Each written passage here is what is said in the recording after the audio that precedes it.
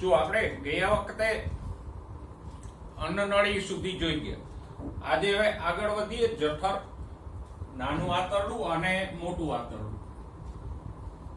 તમને આમ તો પાચન માર્ગના અંગોનો પ્રાથમિક ખ્યાલ જ આપ્યો છે.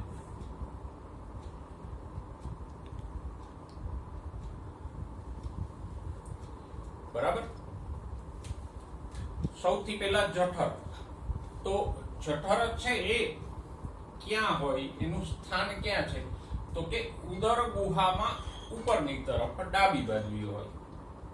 ઉદર ગુહા એટલે આ પેટનું પોલાણ. જો શરીર ગુહાને બે ભાગમાં વહેંચવામાં આવે. બરાબર. શરીરમાં આ જે પોલાણ છે એને આપણે બે ભાગમાં વહેંચીએ. આ શબ્દો વારંવાર આવશે, ઉદર ગુહા, ઉરસ ગુહા, એટલે એને બરાબર સમજી લેજો.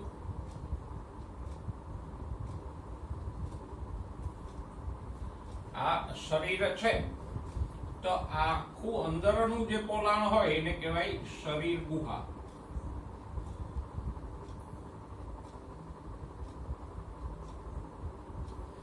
આખી થઈ શરીર ગુહા. હવે એમાં વચ્ચે અહીંયા ઉરોદર પટલ આવેલો હોય.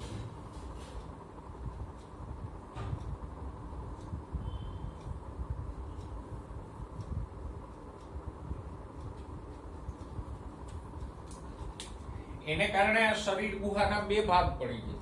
ઉપરનો ભાગ છે એને કહેવાય ઉરસ ગુહા. આ પોલાણ છે એને કહેશું ઉરસ ગુહા.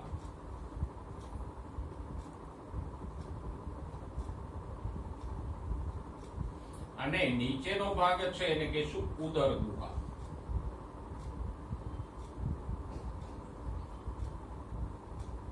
ઉરસ એટલે છાતી અને ઉદર એટલે પેટ, ગુહા એટલે પોલાણ. તો છાતીના ભાગે જે પોલાણ છે એ ઉરસ ગુહા અને ઉદર એટલે પેટના ભાગનું પોલાણ છે એ ઉદર ગુહા. ઉરસ ગુહામાં ફેફસા હોય, હૃદય હોય. ઉદર ગુહામાં જઠર, આંતરડા, મૂત્રપિંડ, યકૃત, સ્વાદુપિંડ એ બધા રહેલા હોય. અને આ બેને સંયુક્ત રીતે કહેવાય શરીર ગુહા.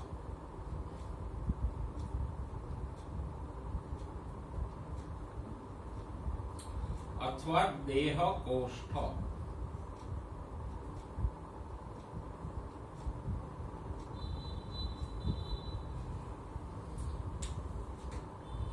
બરાબર.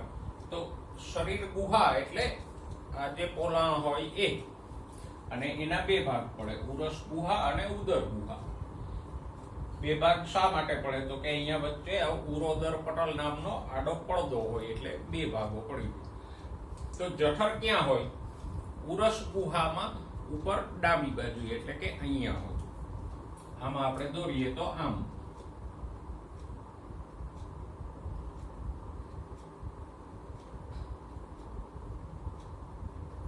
અહીંયા જઠર હોય.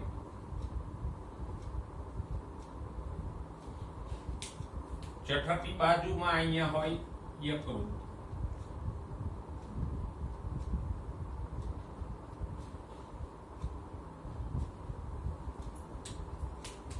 તો સૌથી પહેલા જઠરનું સ્થાન આપણે લખી શકીએ ક્યાં હોય? તો કે ઉદર ગુહામાં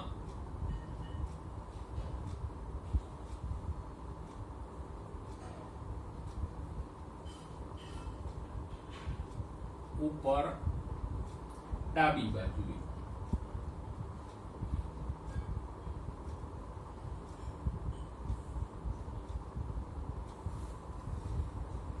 ઓકે. હવે જઠર છે એ સૌથી વિસ્તૃત અંગ છે. પાચન માર્ગનું સૌથી વિસ્તૃત એટલે પહોળું અંગ.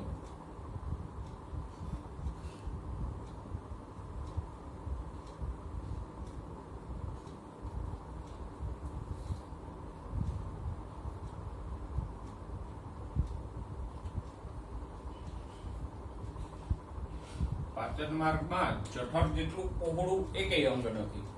તો પાચન માર્ગનું સૌથી વિસ્તૃત અંગ કયું છે? જઠર. હવે જઠરના ભાગોની વાત કરીએ. જો જઠરમાં આમ તો બહાર બાહ્ય સપાટીએથી કોઈ ભાગો ના જોવા મળે, પણ અંદરની તરફ જે રચનાકીય રીતે ભાગો આપણે ગણાવી શકીએ એ કયા કયા છે?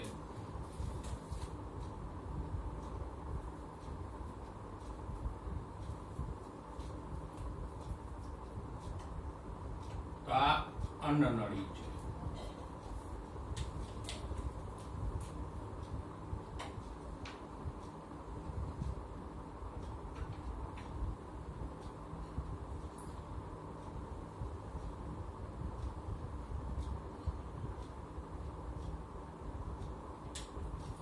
આ જઠર છે અને જઠર પછી આવે નાનું આંતરડું.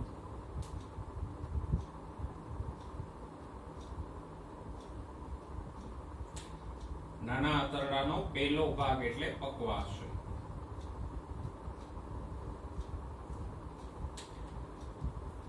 તો જઠરમાં આપણે આ પ્રમાણેના ભાગો દર્શાવી શકીએ. જો આ જે ભાગ છે જઠરનો, જ્યાં અન્નનળી ખુલે છે, એને કહેશું હૃદયગામી જઠર.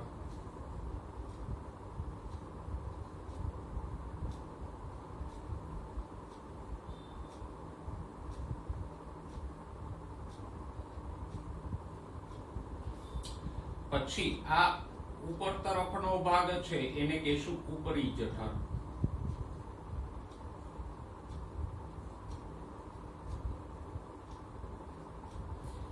આ ભાગને કહેશું દેહ. અને આ જે સાંકડો અનુપ્રસ્થ ભાગ છે એ નીજઠર.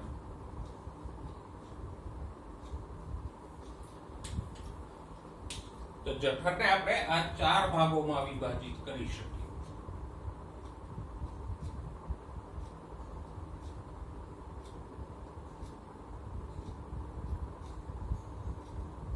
તમારા પુસ્તકમાં દેહ નથી બતાવ્યો એટલે 3 જ ભાગ દર્શાવ્યા છે.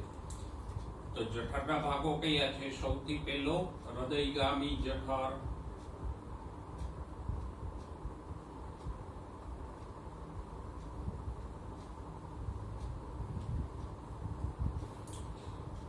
હૃદયગામી જઠરમાં અન્નનળી ખુલે એટલે જઠરના કયા ભાગમાં અન્નનળી ખુલશે? તો કે હૃદયગામી જઠરમાં.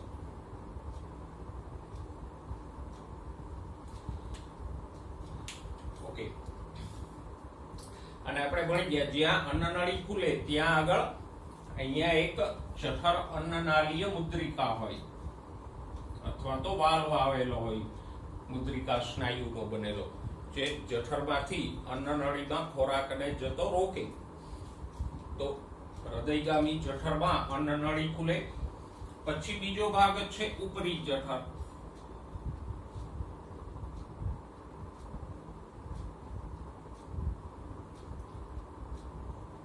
એના પછીનો ભાગ છે દેહ.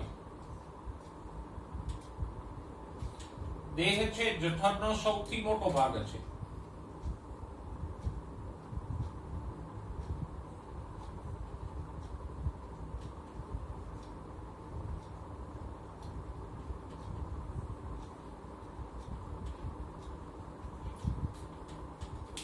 અને ચોથો ભાગ છે નીજઠર.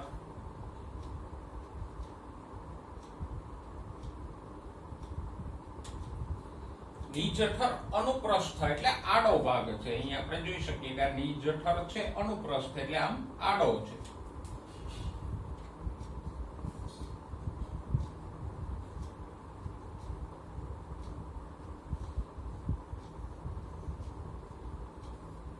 અને નીજઠર નાના આંતરડાના પક્વાશયમાં ખુલે.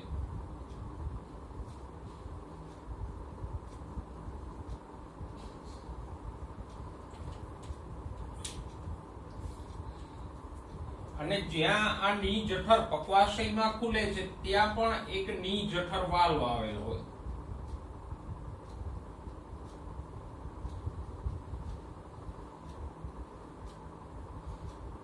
અથવા મુદ્રિકા આવેલી હોય.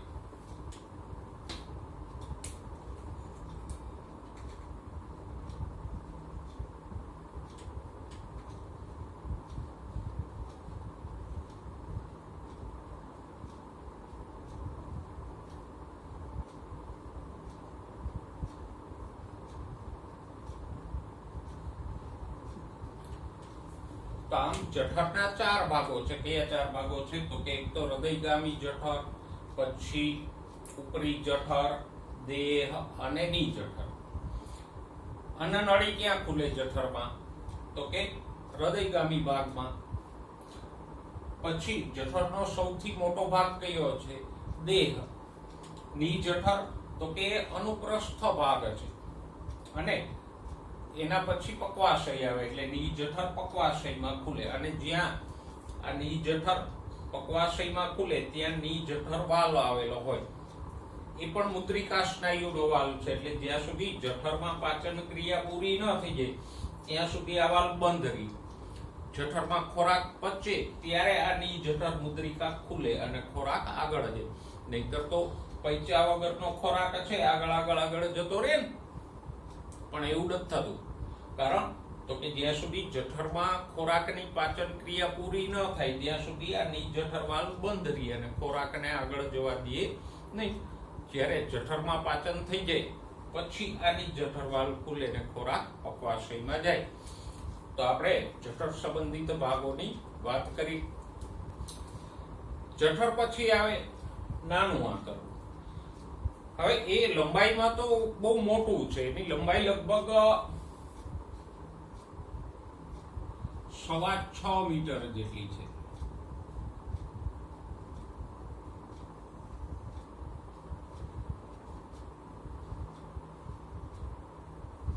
પણ એનો વ્યાસ એટલે કે જાડાઈ એની ઓછી હોય એટલે આપણે એને નાનું આંતરડું કહીએ. બાકી લંબાઈની વાત કરો તો એ ઘણું બધું મોટું છે. નાના આંતરડાના 3 ભાગો પડે.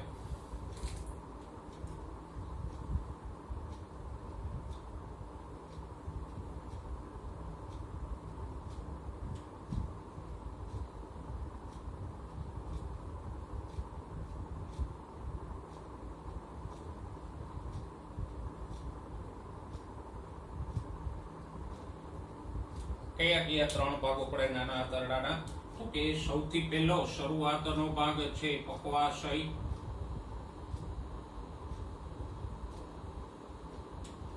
એના પછીનો ભાગ છે એ મધ્યાંત્ર,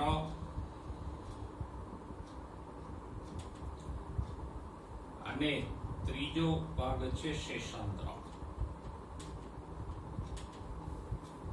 પક્વાશય છે શરૂઆતનો ભાગ છે અને યુ આકારનો હોય, આમ આડો યુ હોય એવો હોય.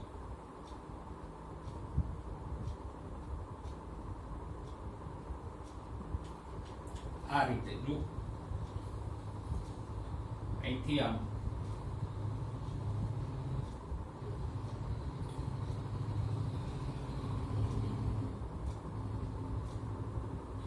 તો આ જે શરૂઆતનો ભાગ છે નાના આંતરડાનો એને કહીશું પક્વાશય. પછી આગળ કન્ટિન્યુ જામ મધ્યાંત્ર આવે, શેષાંત્ર આવે. મધ્યાંત્ર કેવો છે? તો કે લાંબો અને ગૂંચળાદાર ભાગ છે.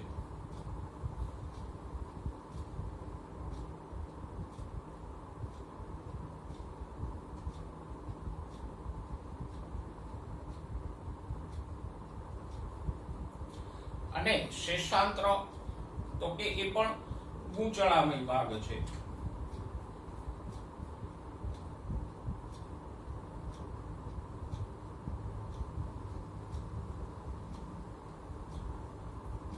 તો મધ્યાંત્ર શેષાંત્ર બંને એકદમ આમ ગૂંચળામય ભાગો છે કે જે ઉદરની અંદર ગૂંચળાકારે રહેલા હોય, જેથી કરીને લાંબુ આંતરડું છે એ પેટમાં સમાઈ જાય. તો નાના આંતરડાના 3 ભાગો પડે. કયા? પક્વાશય, મધ્યાંત્ર અને શેષાંત્ર. પહેલો ભાગ આવશે પક્વાશય કે જેમાં જઠર ખુલે છે અને એ યુ આકારનો છે, આમ આડા યુ જેવો. મધ્યાંત્ર લાંબો છે અને ગૂંચળામય છે, અને શેષાંત્ર પણ ગૂંચળામય છે. ઓકે, આપણે એ વાત કરી ગયા કે જ્યાં જઠર પક્વાશયમાં ખુલે ત્યાં ની જઠર વાલ્વ હોય, મુદ્રિકા હોય, અને શેષાંત્ર મોટા આંતરડામાં ખુલે. શેષાંત્ર છેલ્લો ભાગ છે, તો એના પછી શું આવશે? મોટું આંતરડું આવશે. તો આ થયા નાના આંતરડાના 3 ભાગો.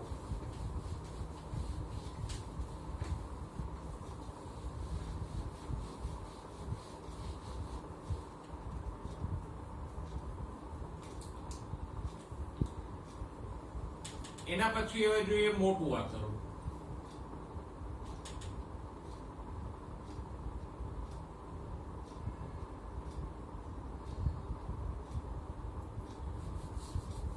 મોટા આંતરડાની લંબાઈ ઓછી છે, એ ફક્ત 1.25 મીટર જેટલું જ લાંબુ છે.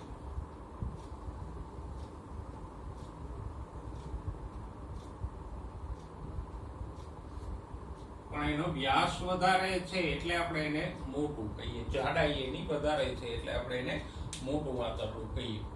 નહીંતર લંબાઈમાં તો નાનું આંતરડું વધારે લાંબુ છે, મોટું આંતરડું ટૂંકું છે. હવે જ્યાં નાનું આંતરડું અને મોટું આંતરડું જોડાય ત્યાં આગળ અમુક વિશિષ્ટ રચના હોય. આ નાના આંતરડાનો ભાગ છે શેષાંત્ર.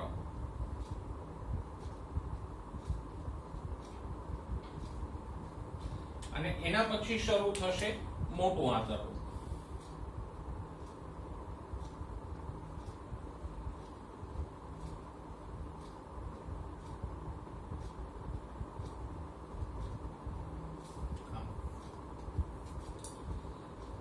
તો મોટા આંતરડાને પણ આપણે 3 ભાગોમાં વિભાજિત કરી શકાય.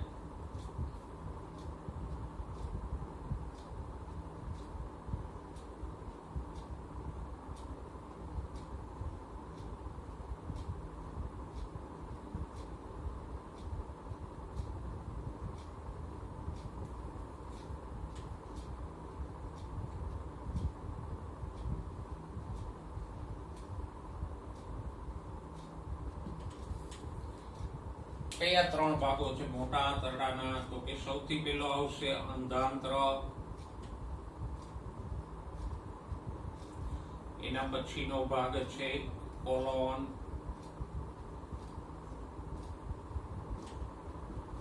અને ત્રીજો ભાગ છે મળાશય.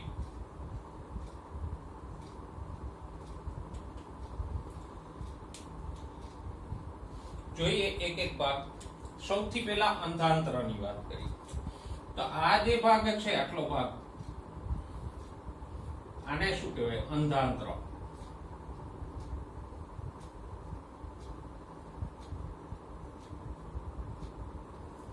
એ બંધ કોથળી જેવો ભાગ છે. જો આ છેડેથી બંધ છે એટલે એક બંધ કોથળી જેવો ભાગ થયો.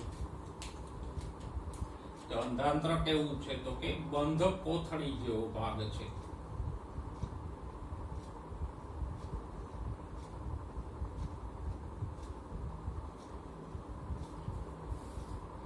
અને એમાં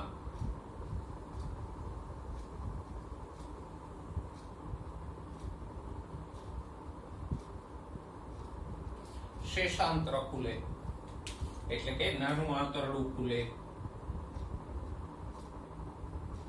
તો આ જે ભાગ છે એ અંધાંત્ર કેવો છે? બંધ ભાગ છે. આ છેડેથી બંધ છે અને એમાં નાના આંતરડાનું શેષાંત્ર ખુલે છે. ઓકે, અહીંયા પણ એક વાલ્વ હોય.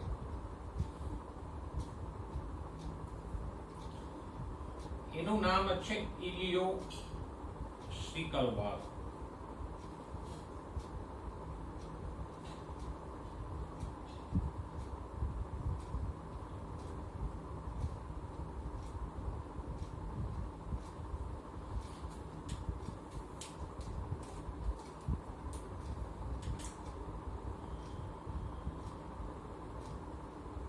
તો શેષાંત્ર અને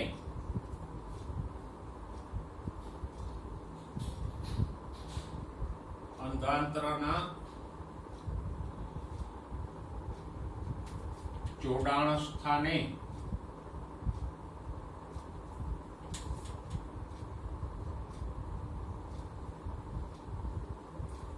ઇલિયોસિકલ અથવા ઘણીવાર એને ઇલિયોકેકલ પણ કહેવાય.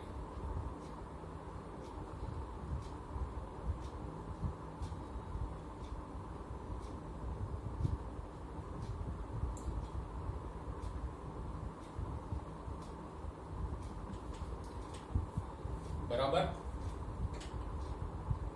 તો જો આપણે અલગ અલગ વાલ્વ જોયા, અન્નનળી અને જઠર વચ્ચે કયો વાલ્વ હતો? જઠર અન્નાલીય વાલ્વ. પછી જઠર અને પક્વાશય વચ્ચે કયો વાલ્વ હતો? ની જઠર વાલ્વ. નાના આંતરડા અને મોટા આંતરડા વચ્ચે કયો વાલ્વ છે?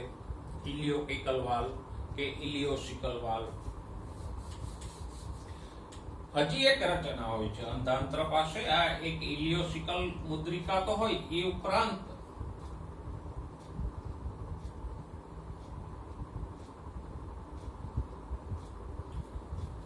અંધાંત્ર પર એક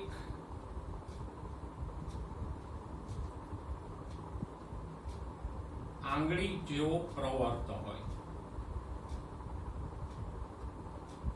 એટલે કે લંબાયેલો ભાગ હોય, જેને આંતરપુચ્છ કહેવાય.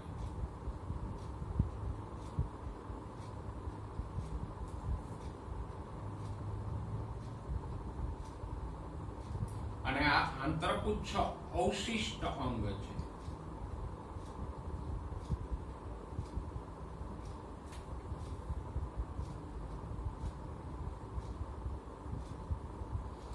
પેલા જોઈ લે આંતરપુચ્છ ક્યાં હોય, તો કે અહીંયા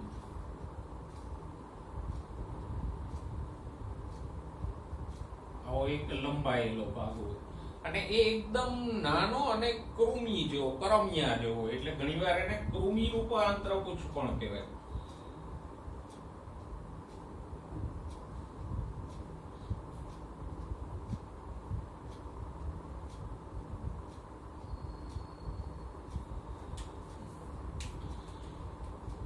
અને આ આંતરપુચ્છ છે એ અવશિષ્ટ અંગ છે. જો આંતરપુચ્છને અંગ્રેજીમાં આપણે એપેન્ડિક્સ કે એપેન્ડિસાઇટિસ કહીએ, અને તમે ઘણી વખત સાંભળ્યું હશે ઘણા લોકોને એપેન્ડિક્સનું ઓપરેશન કરાવવું પડે. જો એની પર સોજો આવી જાય તો દુખાવો થઈ સખતપણે અહીંયા, અને ઓપરેશન કરી અને આ ભાગને કાઢવું પડે. તો આ એપેન્ડિક્સ અથવા આંતરપુચ્છ. આંતરપુચ્છ એટલે આંતરડાની પૂંછડી, આમ નાની એવી. અને આંતરપુચ્છ અવશિષ્ટ અંગ છે. હવે અવશિષ્ટ અંગ કોને કહેવાય જોઈએ.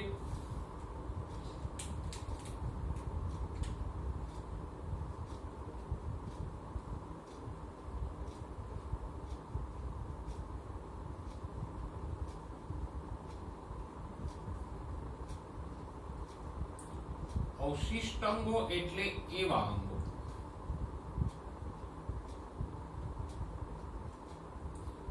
જે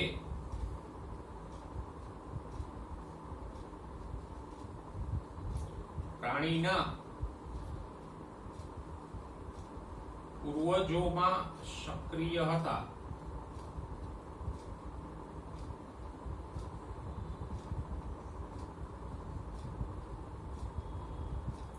પરંતુ અત્યારે ક્ષીણ અને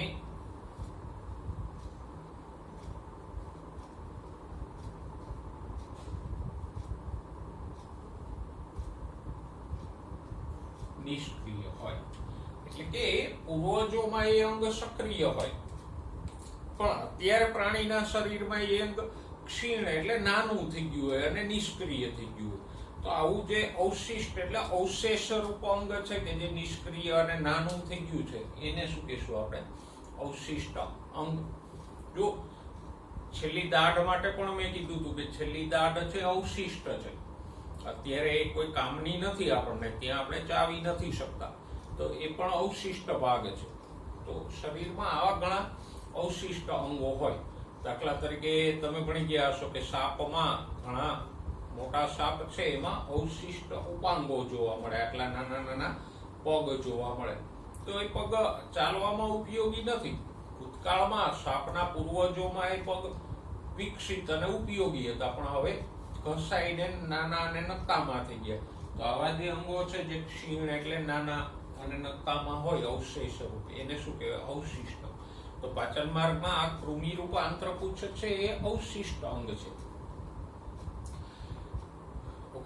એ જ્યારે પૂર્વજો હતા મનુષ્યના અને કાચું માંસ ખાતા, તો આ આંતરપુચ્છની અંદર અમુક એવા બેક્ટેરિયાઓ રહેતા કે જે ઉત્સેચકોનો સ્ત્રાવ કરીને માંસ પચાવવામાં ઉપયોગી થતા.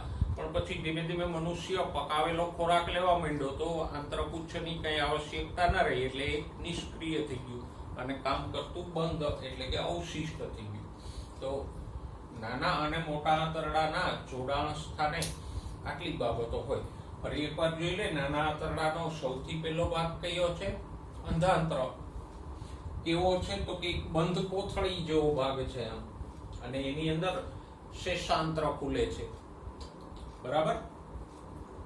શેષાંત્ર અને અંધાંત્ર જ્યાં જોડાય ત્યાં અહીંયા ઇલિયોસિકલ મુદ્રિકા નામનો વાલ હોય કે જે શેષાંત્રમાંથી ખોરાકને આમ મોટા આંતરડામાં આવવા દે.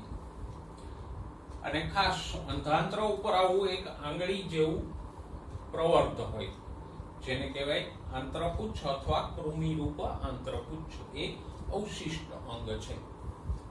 તો આ ત્રણ રચનાઓ છે મોટા આંતરડાની શરૂઆતમાં જ. કઈ? અંધાંત્ર, ઇલિયોસિકલ વાલ અને આંતરપુચ્છ. એ ત્રણને તમારે અંધાંત્ર સાથે યાદ રાખવાની. નેક્સ્ટ બીજો ભાગ જોઈએ. મોટા આંતરડાનો બીજો ભાગ કયો છે? તો કે કોલોન.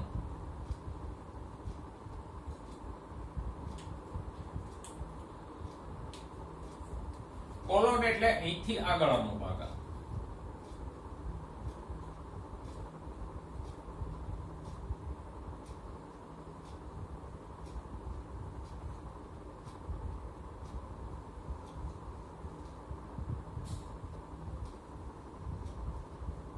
આવો ભાગ, આને કહેવાય કોલોન. અને કોલોનના પણ ત્રણ ભાગો પડે. પહેલો ઉર્ધ્વગામી કોલોન,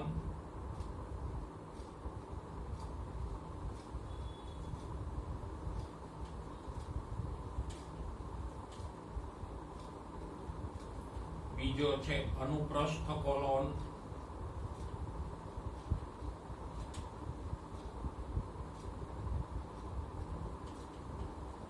અને ત્રીજો અધોગામી કોલોન.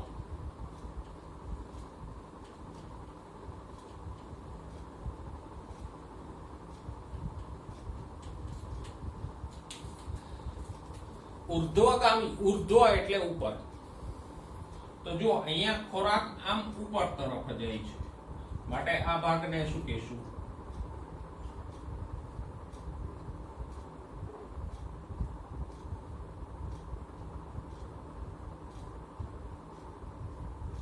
ઉર્ધ્વગામી કોલોન.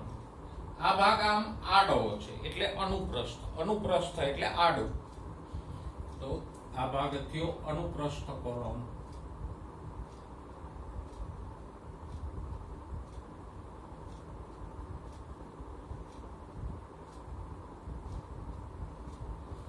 અને આ અધોગામી કોલોન. અધો એટલે નીચે, અધોગામી એટલે આમ નીચે તરફ.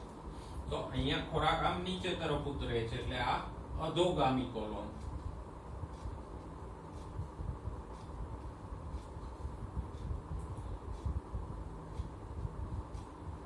શબ્દોના અર્થ સમજીએ તો સહેલાઈથી યાદ રહી જાય કે મોટા કોલોનના કયા ત્રણ ભાગ છે? તો કે પેલો આ ઉર્ધ્વગામી, કારણ કે એમાં આમ ખોરાક ઉપર તરફ જાય છે તો ઉર્ધ્વગામી. આ ભાગ આડો છે એટલે અનુપ્રસ્થ કોલોન, અને આ ભાગ નીચે આવે છે તો અધોગામી કોલોન. સહેલાઈથી યાદ રહી જાય. એના પછી આવે મળાશય. કોલોન પછીનો ભાગ આવશે મળાશય.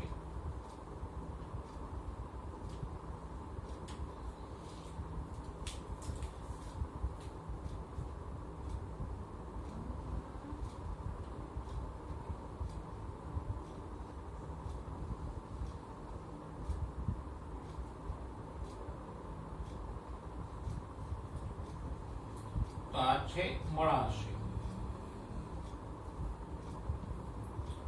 એક કોથળી જેવો ભાગ છે અને એની અંદર મળ એટલે અપાચિત ખોરાકનો સંગ્રહ થાય, અને પછી મળદ્વાર દ્વારા એ ખુલે તો એનો નિકાલ થઈ જાય.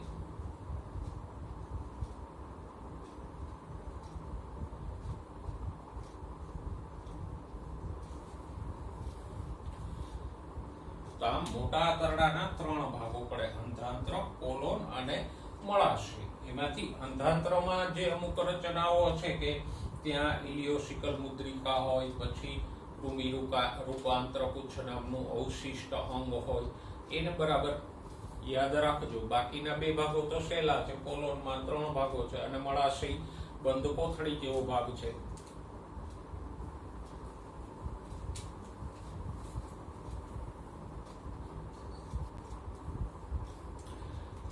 હવે જોઈએ પાચન માર્ગની દિવાલની અંતઃસ્તર છે. આમ તો અન્નનળીથી લઈ અન્નનળી, જઠર, નાનું આંતરડું, મોટું આંતરડું, એ બધા ભાગોની દિવાલ મૂળભૂત રીતે સરખી રચના દર્શાવે.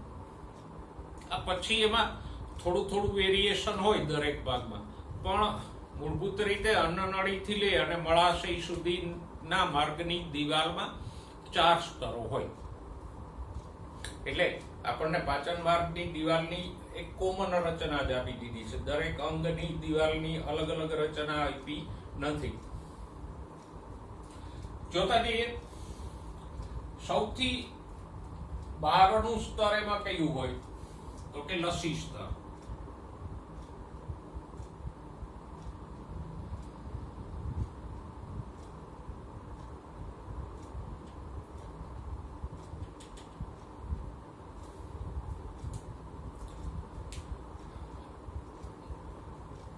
તો પાચન માર્ગની દિવાલમાં સૌથી બહારનું સ્તર કયું છે? લસી સ્તર.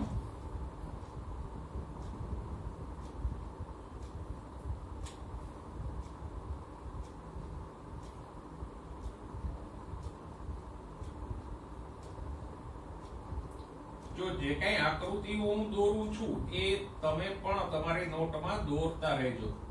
આગળ આપણે જઠરના ભાગો દર્શાવતી આકૃતિ દોરી, પછી મોટા આંતરડાના ભાગો દર્શાવતી આકૃતિ દોરી. તો એ બધી આકૃતિઓ તમે તમારી નોટબુકમાં દોરતા રહેજો. તો આ સૌથી બહારનું સ્તર છે, લસી સ્તર.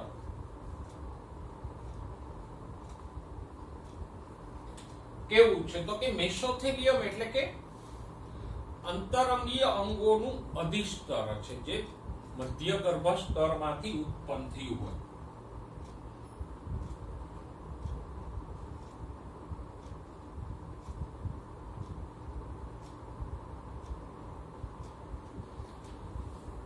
મેસોથેલિયમ એટલે આમ તો મધ્ય ગર્ભ સ્તરમાંથી ઉત્પન્ન થયેલું આવરણ.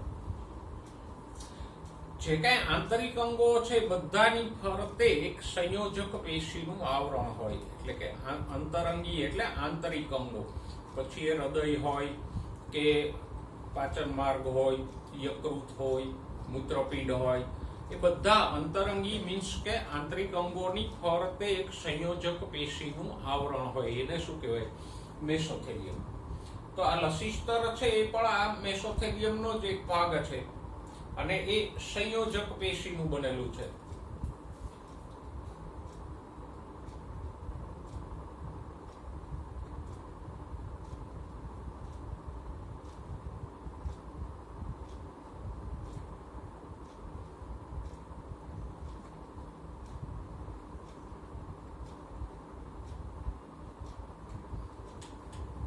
તો પાચન માર્ગની દિવાલનું સૌથી બહારનું સ્તર કયું છે? લસી સ્તર. શેનું બનેલું છે? સંયોજક પેશીનું બનેલું છે. અને એનું કામ શું છે તો કે એ અંદરની પેશીઓને બાંધી રાખે. જેમ ફળની છાલ છે એ ફળની અંદરની પેશીઓને કેમ બાંધી રાખે છે, એમ આ કોઈ પણ અંગ હોય, પાચન માર્ગ હોય, મૂત્રપિંડ હોય, યકૃત હોય, એની ફરતે આ જે મેસોથેલિયમ કે સંયોજક પેશીનું આવરણ હોય એ અંદરની પેશીઓને બાંધી રાખે છે. બાકી પાચનમાં લસી સ્તરનો કોઈ રોલ છે નહીં.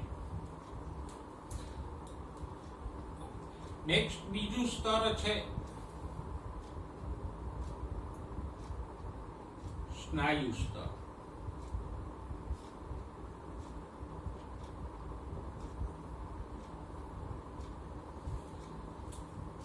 સ્નાયુ સ્તરમાં સરળ એટલે અરેખિત સ્નાયુઓ હોય.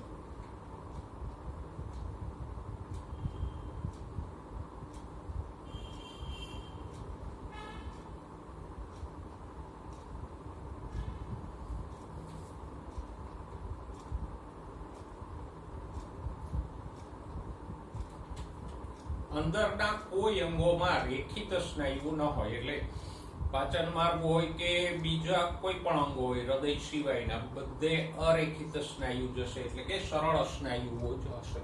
તો આ સ્નાયુ સ્તર પણ શેનું બનેલું છે? સરળ સ્નાયુઓનું, એટલે કે અરેખિત સ્નાયુ. અને એમાં બે ભાગ છે.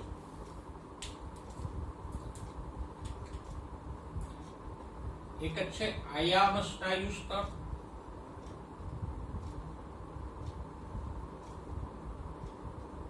અને બીજું છે વર્તુળી સ્નાયુ સ્તર.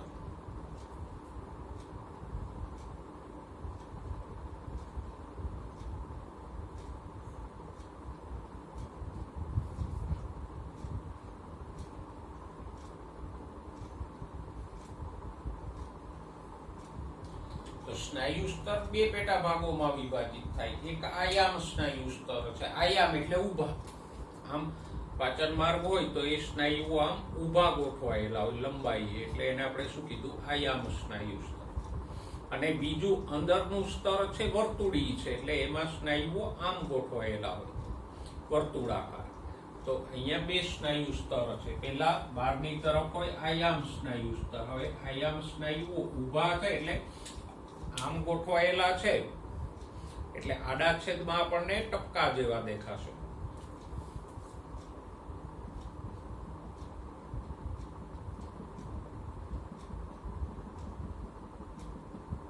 આ થશે આયામ સ્નાયુ સ્તર.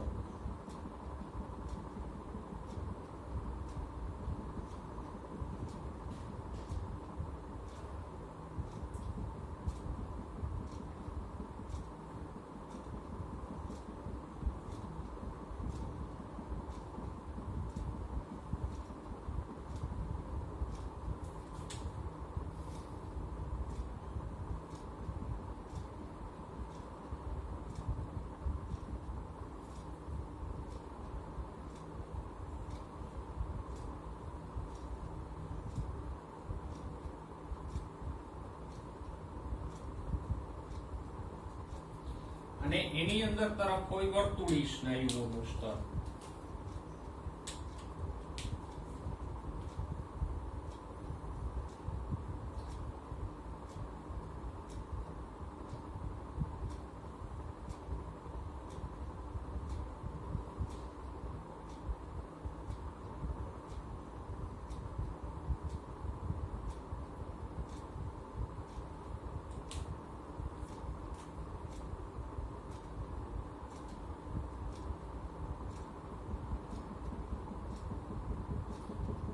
આપણે વિસ્તૃત બતાવીએ એટલે તમને દોરવામાં સરળ રહે.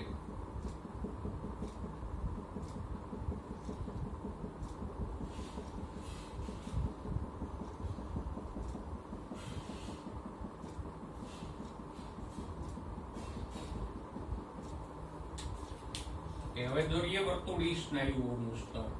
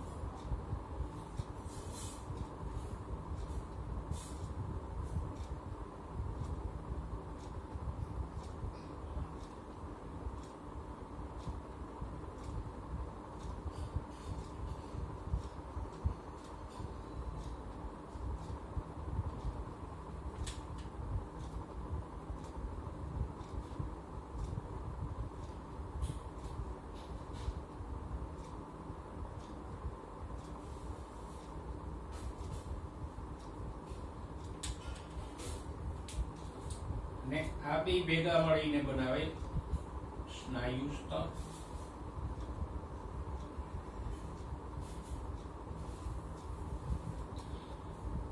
તો આમ સ્નાયુ સ્તરમાં બે ભાગો હોય, બહાર તરફ આયામ સ્નાયુ, અંદર તરફ વર્તુળી સ્નાયુ.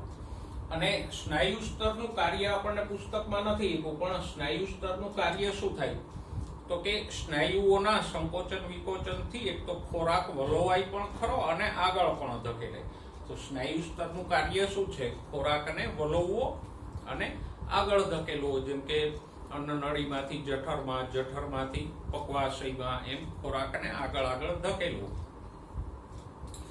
ત્રીજું સ્તર પાચન માર્ગનું છે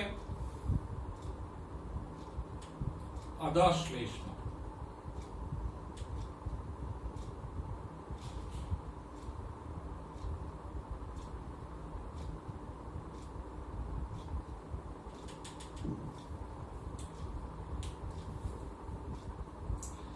હવે અધઃશ્લેષ્મ સ્તર છે એ સંયોજક પેશીનું મુખ્યત્વે બનેલ છે.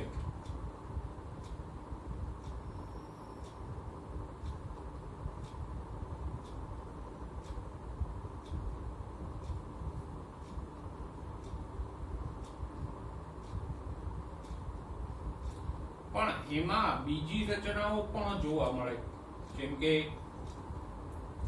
રુધિરવાહિનીઓ,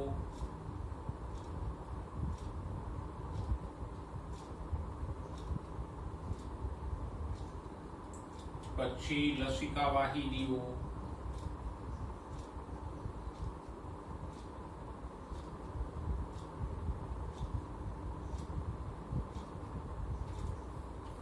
અને ચેતાઓ હોય.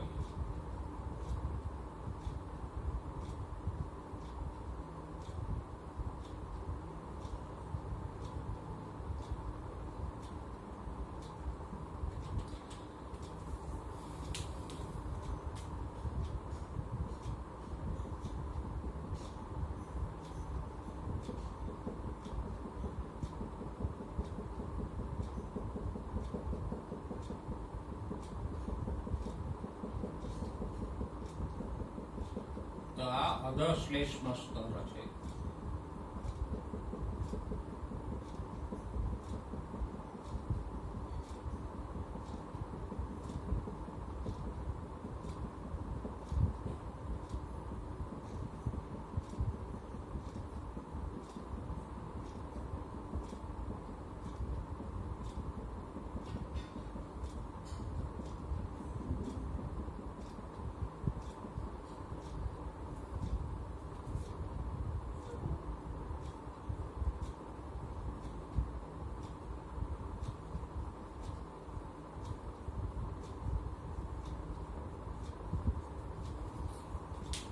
એની અંદર આમ રુધિર વાહિનીઓ જોવા મળશે, પછી લસિકા વાહિનીઓ પણ હશે,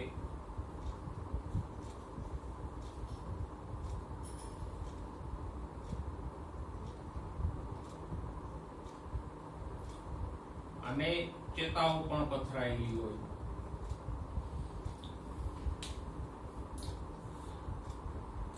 આમ અધઃશ્લેષ્મ સ્તર શેનું બનેલું છે? સંયોજક પેશીનું બનેલું છે. એમાં કઈ કઈ બીજી રચનાઓ હોય? તો કે રુધિર વાહિનીઓ હોય, લસિકા વાહિનીઓ હોય અને ચેતાઓ હોય. એ ઉપરાંત પક્વાશયના અધઃશ્લેષ્મમાં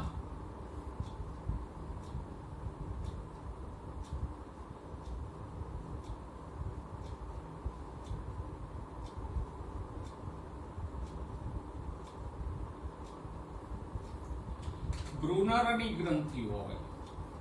તમારા પુસ્તકમાં ખાલી ગ્રંથિઓ એવું જ લખ્યું છે, પણ એનું નામ નથી લખ્યું. કઈ ગ્રંથિ હોય? બ્રુનરની ગ્રંથિઓ હોય.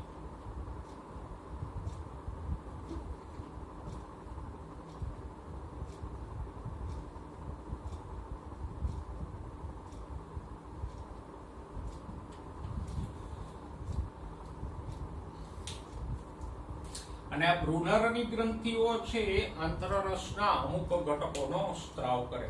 પણ એ ફક્ત બ્રુનરની ગ્રંથિઓ ક્યાં હોય? પક્વાશયના અધઃશ્લેષ્મમાં જ હોય. જઠર કે શેષાંત્ર, મધ્યાંત્ર, મોટા આંતરડાના અધઃશ્લેષ્મમાં હોતી નથી. ફક્ત પક્વાશયના અધઃશ્લેષ્મમાં બ્રુનરની ગ્રંથિઓ હોય જે આંતરરસના ઘટકોનો સ્ત્રાવ કરે. સૌથી અંદર તરફ હોય ચોથું સ્તર,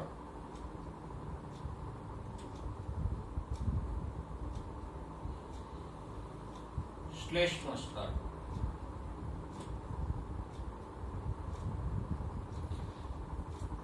પાચનમાં સૌથી વધારે કોઈનો ફાળો હોય ને તો શ્લેષ્મ સ્તરનો છે. અને એટલે જ હું થોડુંક એને વિસ્તૃત કરી દઉં છું. બરાબર.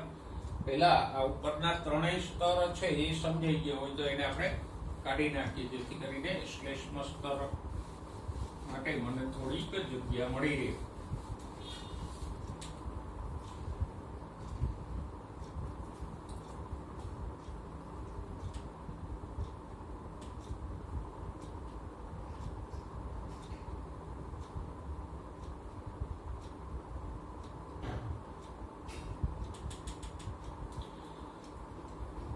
કે પહેલી વાત તો એ કે શ્લેષ્મ સ્તર જઠરમાં ગળીમય હોય.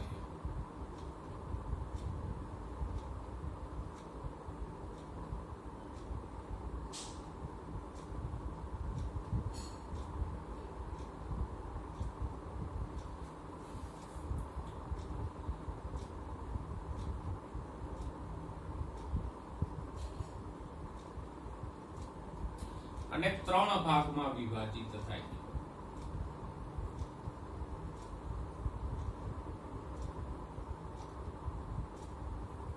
કયા 3 ભાગો? તો કે પહેલો ભાગ એનો આવશે શ્લેષ્મ સ્નાયુ સ્તર.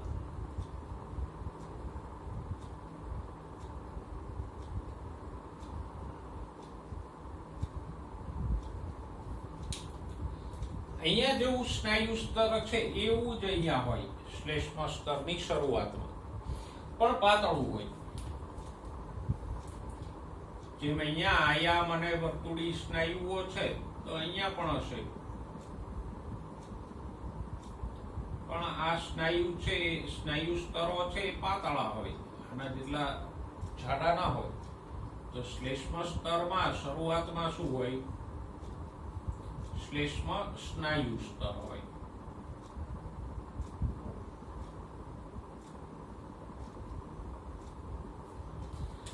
અને આ શ્લેષ્મ સ્નાયુ સ્તરમાં પણ આયામ સ્નાયુ અને વર્તુળી સ્નાયુ બે હશે.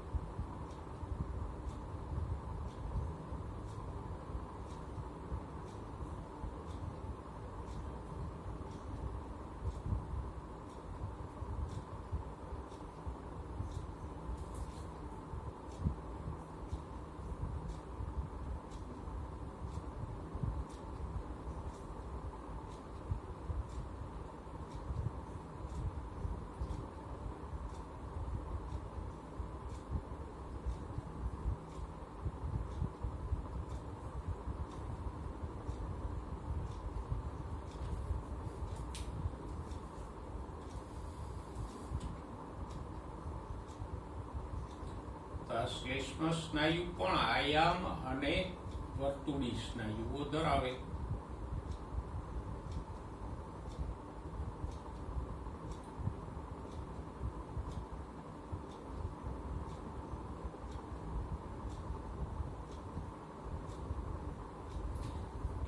એના પછીનો જે સંયોજક પેશીનો ભાગ હોય એને કહીશું લેમિના પ્રોપિયા.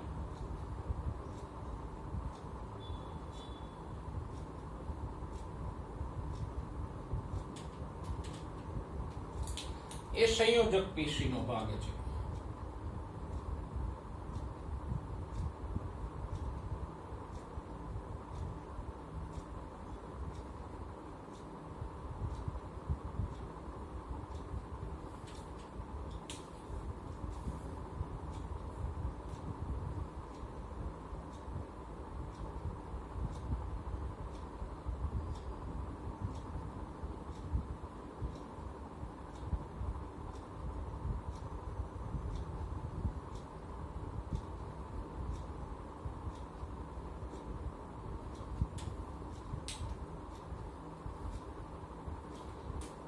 આ જે અહીંયા વચ્ચેનો ભાગ છે એ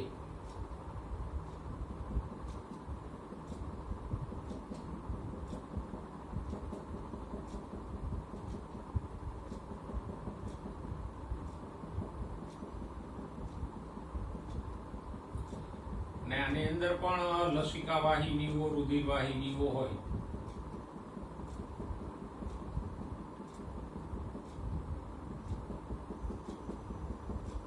તો શ્લેષ્મ સ્તરનો બીજો ભાગ છે આ કયો? લેમિના પ્રોપિયા.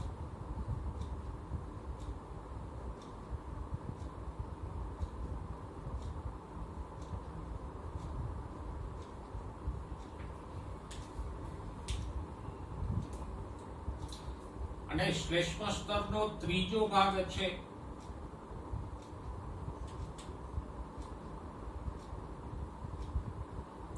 શ્લેષ્મ અધિચ્છદ.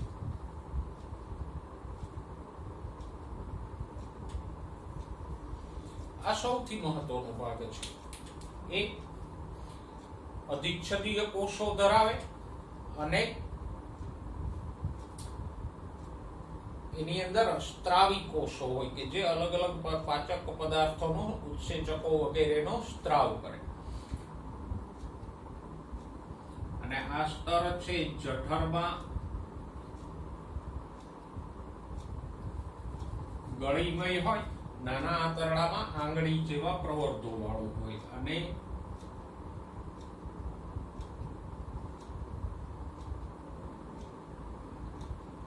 સ્ત્રાવી અધિચ્છદ કોષો ધરાવે.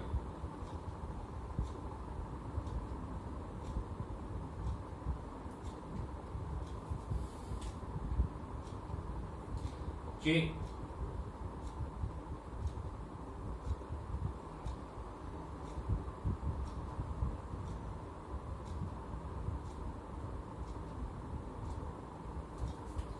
પાચક ઉત્સેચકોનો સ્ત્રાવ કરે. એ ઉપરાંત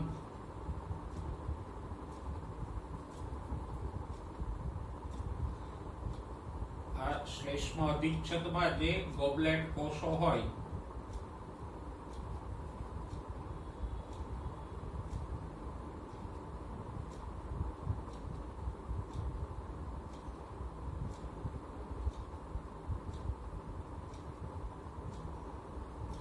કયા કોષો? ગોબલેટ કોષો. એ શ્લેષ્મનો સ્ત્રાવ કરે.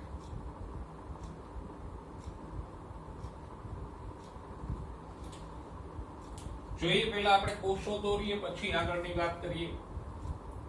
તો આ શ્લેષ્મ અધિચ્છદના કોષો છે. આમ મોસ્ટલી એ એક જ સ્તરનું બનેલું હોય.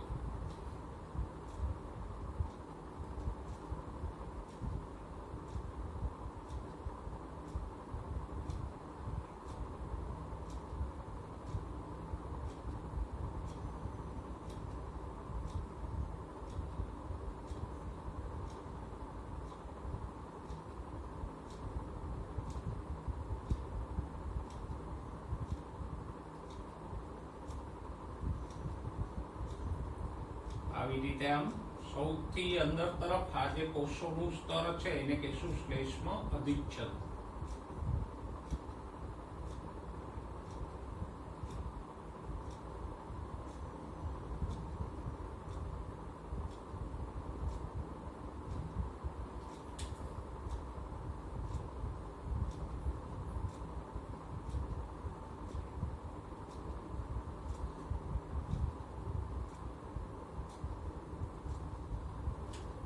તો આમ શ્લેષ્મ સ્તરમાં ત્રણ ભાગો હોય. શ્લેષ્મ સ્નાયુ સ્તર, પછી લેમિના પ્રોપિયા અને શ્લેષ્મ અધિચ્છદ. હવે શ્લેષ્મ અધિચ્છદના અલગ અલગ કોષો જુદો જુદો સ્ત્રાવ કરે, પણ એક કોષો બધા ભાગોમાં કોમન હોય કે આ ગોબલેટ કોષો. આમાં અમુક અમુક જે કોષો હોય આમ એ શ્લેષ્મનો સ્ત્રાવ કરે અને એ કોષોને આપણે શું કહીએ? ગોબલેટ કોષો. બીજા કોષો પણ હશે, અલગ અલગ બીજા પદાર્થોનો સ્ત્રાવ કરનારા કોષો પણ હશે, પણ અત્યારે આપણે ખાલી ગોબલેટ કોષો પૂરતું રાખીએ.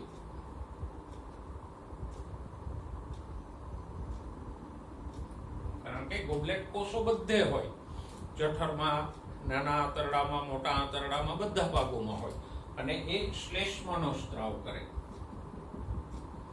શ્લેષ્મ એટલે ચિકાસયુક્ત પદાર્થ. જો ઘણી વખત આપણને વોમિટ થાય છે એટલે કે ઉલટી થાય છે તો એમાં જે પેલું ચિકાસયુક્ત પદાર્થ નીકળે એ શું છે તો કે આ શ્લેષ્મ છે.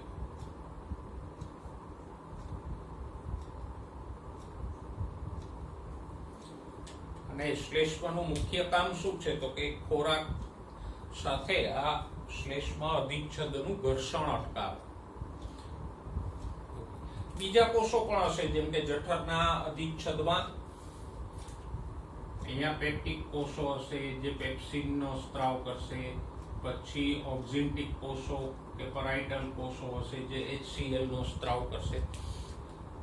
નાના આંતરડામાં વળી અલગ પ્રકારના કોષો હશે, પણ એક કોષો જે શ્લેષ્મ અધિચ્છદમાં સામાન્ય હોય બધા ભાગોમાં એ કયા છે ગોબલેટ કોષો, અને શેનો સ્ત્રાવ કરે શ્લેષ્મનો સ્ત્રાવ કરે. ઓકે,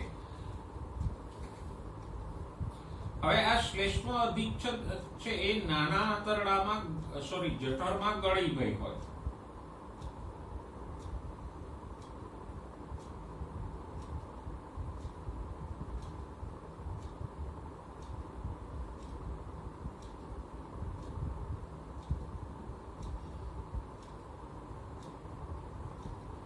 અને એની ગળીઓને શું કહેવાય? જઠર ગ્રંથિઓ કહેવાય.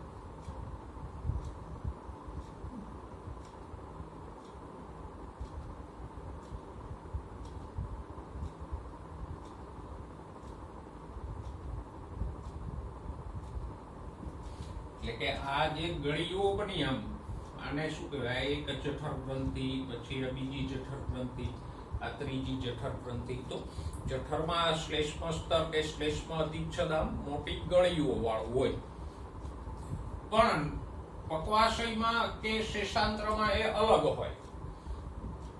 એટલે કે નાના આંતરડામાં એ આ શ્લેષ્મ સ્તર અલગ હોય.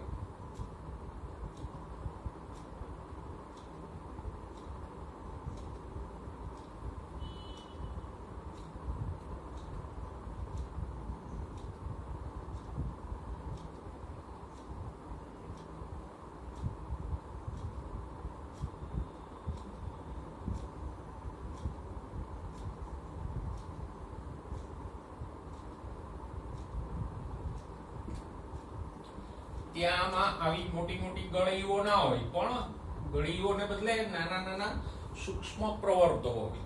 એને કહેવાય રસાંકુરો. કેવા હોય આ રસાંકુરો? તો કે આમ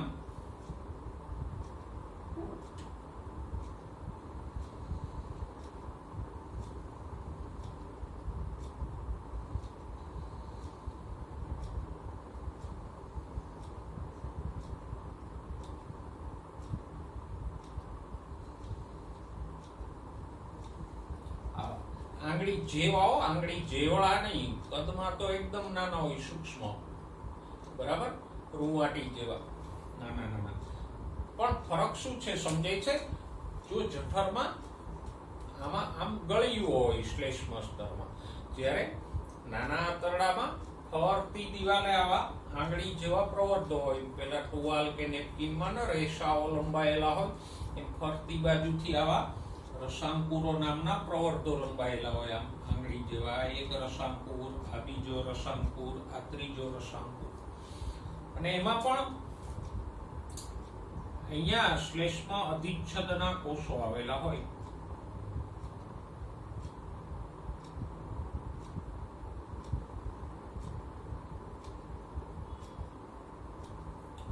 એટલે જઠર અને નાના આંતરડાના શ્લેષ્મ સ્તરમાં મુખ્ય તફાવત શું છે? તો કે જઠરમાં શ્લેષ્મ સ્તર ગળીમય હોય, જ્યારે નાના આંતરડામાં શ્લેષ્મ સ્તર આવા રસાંકુરો વાળું હોય.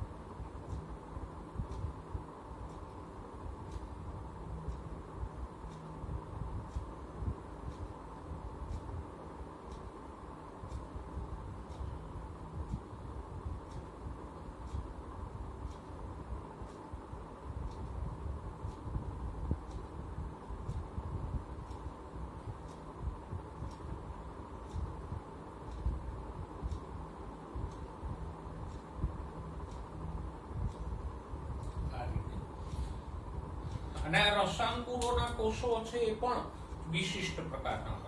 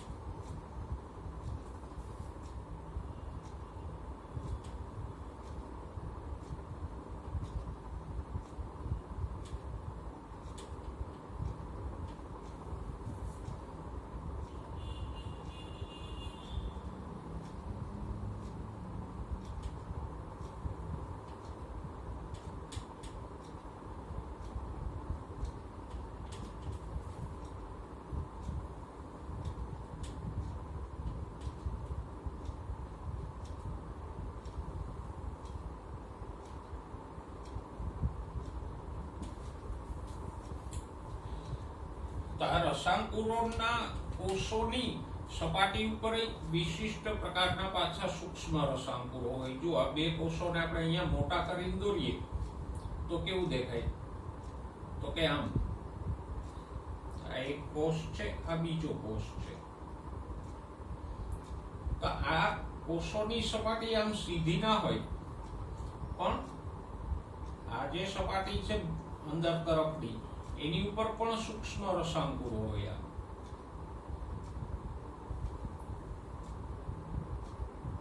એકદમ માઇક્રોસ્કોપિક. તો આ પ્રવર્ધ એટલે રસાંકુર અને એના કોષ ઉપર આવેલા નાના નાના પ્રવર્ધો એટલે સૂક્ષ્મ રસાંકુરો.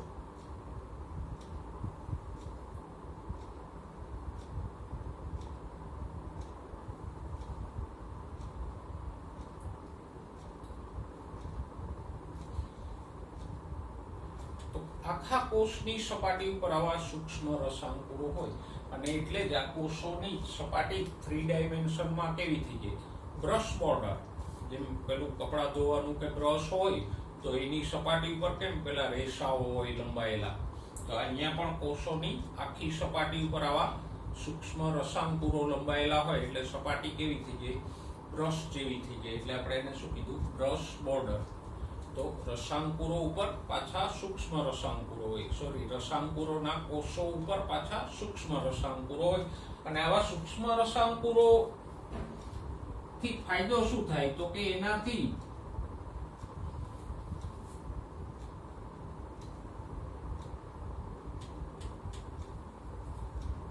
સપાટીનો વિસ્તાર વધે.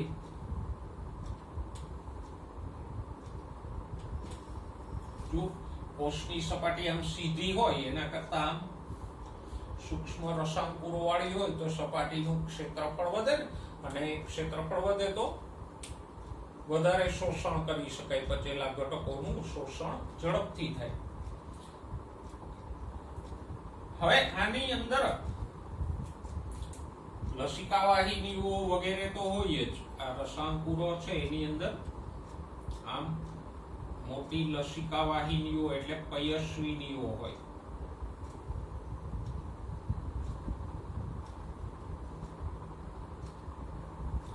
કે જે પચેલા ખોરાકના ઘટકોનું વહન કરી જાય.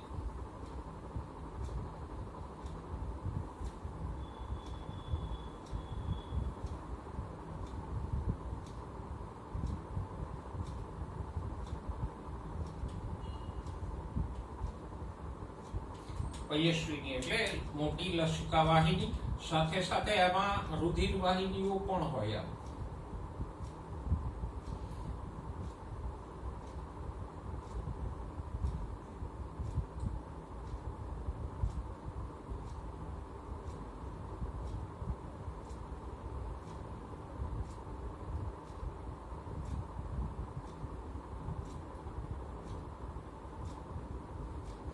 બધામાં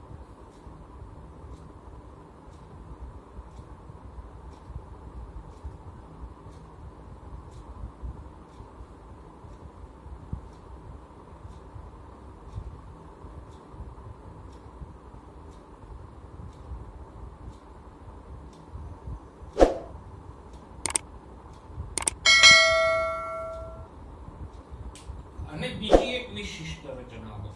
જો અહીંયા કરતા આ ભાગ છે થોડોક અલગ છે. અહીંયા આમ વધારાની ખાંચ છે, અહીંયા એવી ખાંચ નથી.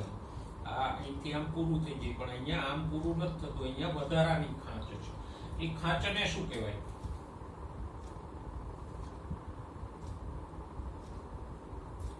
લીબર કુહનની ખાંચ.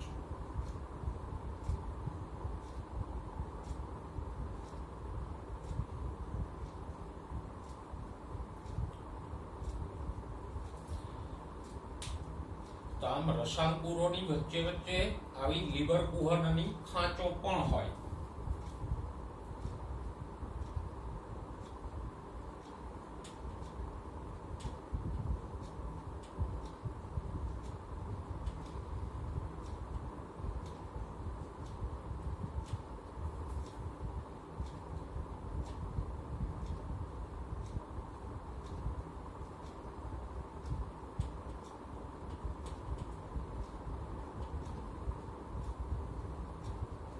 અને આ લીબર કુહનની ખાંચો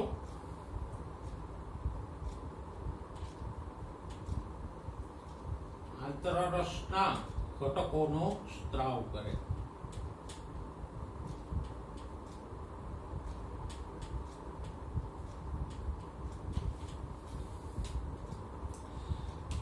તો આમ આ શ્લેષ્મ સ્તરની રચના થઈ. શ્લેષ્મ સ્તરમાં તમારા પુસ્તકથી આગળ વધીને આપણે ભણ્યા કે એમાં 3 સ્તરો હોય: શ્લેષ્મ સ્નાયુ સ્તર, લેમિના પ્રોપિયા અને શ્લેષ્મ અધિચ્છદ. એમાંથી શ્લેષ્મ અધિચ્છદ છે એ જઠરની અંદર ગળીમય હોય, જ્યારે નાના આંતરડામાં આવા આંગળી જેવા પ્રવર્તો વાળું હોય. આ બે પાયાના તફાવત છે એ સમજી લો,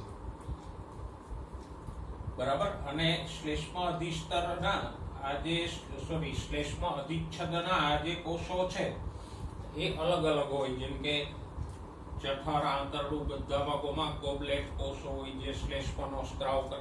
પછી બીજા પણ પાચક ઉત્સેચકો અને પાચનમાં ઉપયોગી પદાર્થોનો સ્ત્રાવ કરતા કોષો આમાં આવેલા હોય. ઓકે, તો આજે આપણે પાચન માર્ગની દિવાલની અંતઃસ્થ રચના ભણ્યા. આકૃતિ છે એને સરસ રીતે દોરી લેજો, અને જે કંઈ નોંધ કરી છે એને પણ મુદ્દાસર નોંધી લેજો.